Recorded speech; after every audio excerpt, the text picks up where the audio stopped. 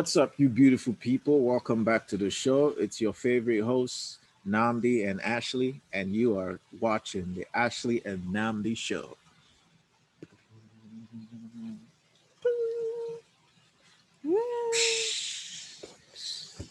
I don't know if you guys had a beautiful day as much as we did. Today was great. We got an opportunity to go get a price quote on the RV. We're trying to move it, we're trying to sell it, and maybe get a new one. All right, you don't need to hear about that. Today's episode is about a movie that we watched on Netflix. It's Mm-hmm. Concrete Cowboys, starring, produced and direct, produced and starring Idris Elba and McLaughlin, Caleb Caleb Mc, McLaughlin. Caleb McLaughlin. You know him from Stranger Things. He's one of the lead actors on Stranger Things. He's all grown now. I couldn't even. I knew he looked familiar, but I didn't realize that was him, but yeah, I guess kids grow. So yeah. Anyway, it's a really well thought movie.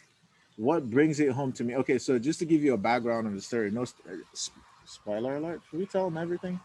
I think you guys should watch as it. you like. But if you haven't seen it, there's a brief synopsis. It's about a community of black horsemen, like a small community in North Philadelphia that's currently going through the struggle of gentrification and regular persecution by just external forces that are trying to just completely Disrupt their culture and their community and get disrupt the culture and put them drive them extinct. out. I think it's impressive that over 100 years these people have been able to sustain this culture. It's a subculture of and over time, over the years, there's been this concerted efforts to erase the uh, contribution of black people in cowboy culture of America. I mean, if whenever you talk about cowboy culture, you immediately think white, and I think it's Yeah. And you right. think old Western movies and like wasn't John Wayne and like those Exactly. guys. So it seemed like there wasn't any contribution at all by Yeah. black and In brown our people. minds, we think that it was all just, white guys in the Wild Wild West and twirling guns and stuff. But that actually wasn't true. That's far from the truth. There's That's not a actually what happened back then. there's a black South community, very strong cowboy community that are non-white, and I believe this movie does a really amazing job at giving another voice to these sub communities. They're spread out throughout the United States, and one of them happened to be in Fletcher Street in North Philadelphia, and this movie stars real life cowboys from that area, and I think that's what gives it that touch. That you know, sometimes you watch Hollywood or in this case Netflix movies, and they just seem flat. They seem like cookie cutter. Someone just put together uh, a script that they expected to just gain attention.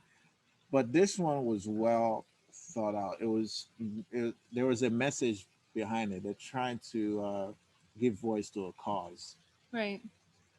an important cause at that. Because if you think of something of how of our American culture, it's been very well documented over the years that the white culture has been promoted like it's the only or the standard, I would say. But the more that we have access to information, and the internet has democratized information, so we're able to learn now beyond the four walls of our main institutions or schools. You now find out that there's more to the story. There are contributions by the Native Americans, by Black people, by the Mexican and Hispanic community, by the Asian community. Everybody contributed to the history of this great country, and they all deserve the credit that, uh, to honor that contribution. And it warms my heart when I see a movie like Concrete Cowboy on Netflix that speaks to some of these issues that we're going through in this country, right? Hmm. So But yeah. like, be real here. Aside from that part, because I know you're trying to get all like, oh yes, it warms my heart and it speaks to a certain community, but like, okay, just look at the art, the movie, just as like a piece of art. Mm-hmm. Forget like what it, because of course it has like something more substantial backing it up, and that makes it more of a Yeah, profound because movie. But what were you saying last night during the first 30 minutes of the movie? How did you feel about it? I said a lot of things You said a after, lot of but things. I mean, what are you talking about specifically? um I feel like you said a lot of things.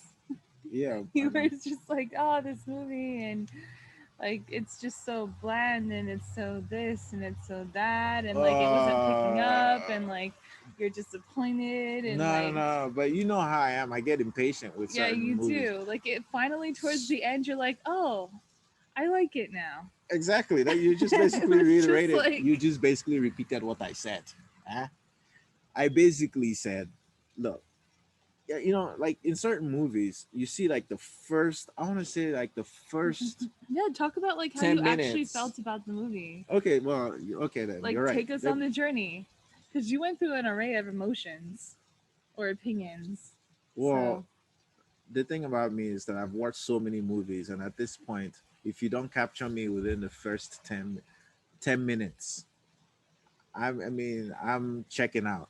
And I don't blame the actors or the movies sometimes, because we are in an era where ADHD is an all-time high. Like seriously, like our attention spans are next to grains of sand at this point.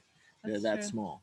So, and I'm no different Yeah. because I'm a product of my environment. We're all on social media. We're flipping through multiple Okay, so sources now of you're just kind of information. like, oh, but don't mind me. Don't discredit all my opinions, because I'm a product of this environment, and I really, I have issues with being Uh, patient with anyone. No, okay, no, tell what you all like. right, Just really talk us through the movie. Like, how did you feel about the different parts and how it progressed, and when did it finally click for you? Because I all know in right. the beginning you were not impressed. It starts off by introducing the characters. The first scene is where I don't want to ruin the movie, but basically No, it's just talk about a few things, just a few examples. Because in the beginning, how did you feel about it? well, it introduces the boy played by boy Cole, named after Coltrane. We find out in the as the movie goes along.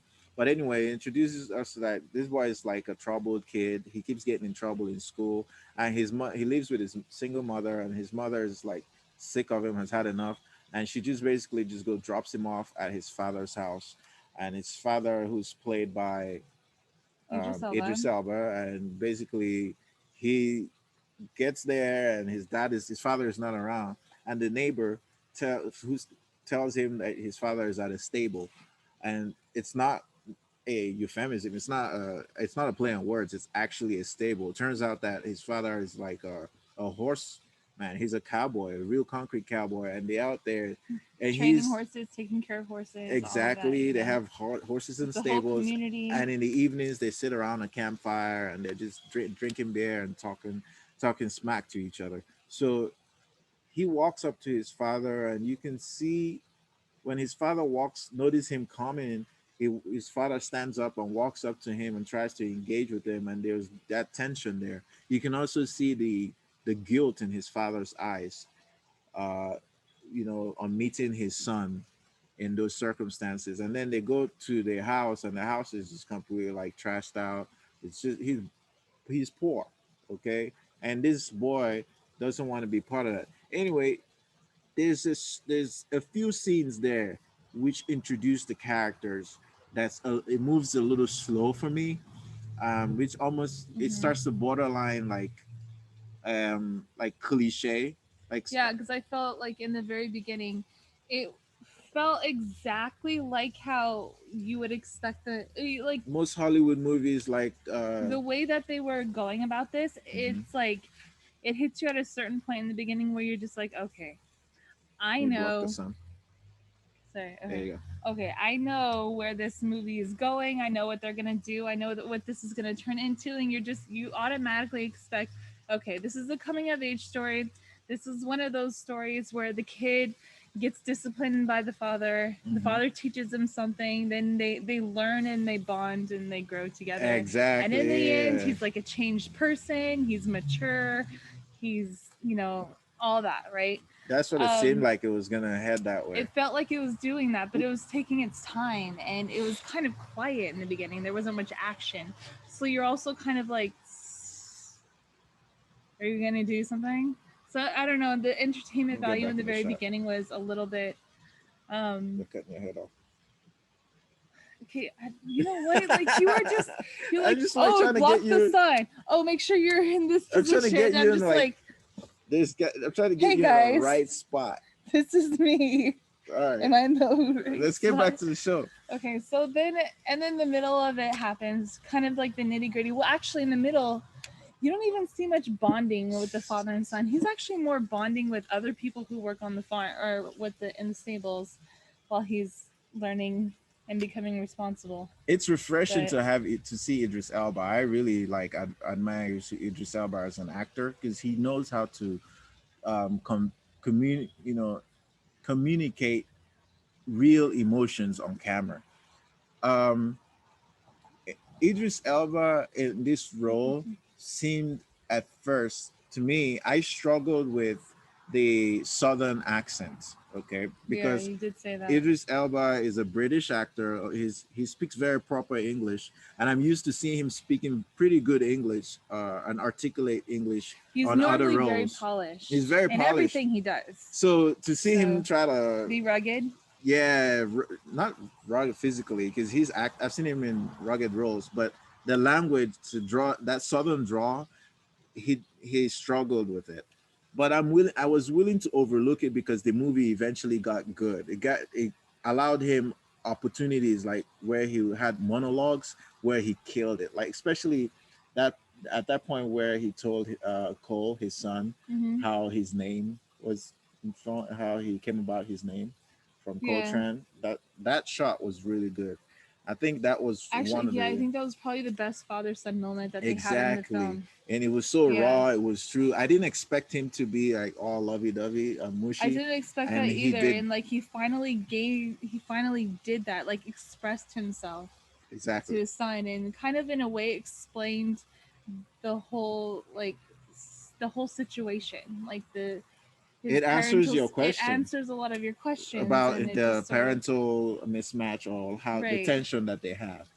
There right. was it. Yeah. You need to see the movie to understand it. But other than that, because of that slow build up and some of the cliche stuff we talked about, that was kind of why when I was starting to lose interest in it. But there were these pockets of like realness Yeah, where that they really get you. keep you engaged, and then Uh-huh. the icing on the cake is at the end when you finally find out that the movie is a depiction of reality. What they're talking about is actually still going on till today. Right. You could argue that whoever, some rich person who sees that movie should put together a fundraiser for that community. We need to save that culture. That's an American culture that needs to be preserved. It's unfortunate that black people have to fight so hard to have their stories amplified in the grand history of America. But that fight is a fight that all of us have to participate in, whether we like it or not, because one narrative, the white narrative, is boring. It cannot be what makes this and this is me with my own monologue. If America, what makes America beautiful is the richness of its people, the diversity of its people, that Yeah. the different subcultures, and all those subcultures have to be amplified, and that tapestry makes America a place to be. So nobody wants to hear that America is just one, is a monoculture, and they dominate everything. That's just bland, if you ask me. Yeah. So I yeah. agree. Anyway, that one went on too long, but we're gonna wrap it up right there. You have anything else you want to add? go ahead and wrap away. Okay, we're just gonna wrap it up. Thank you for watching. Subscribe to the channel, leave a comment, share the video, and we'll bring you more content like this next time. See you later.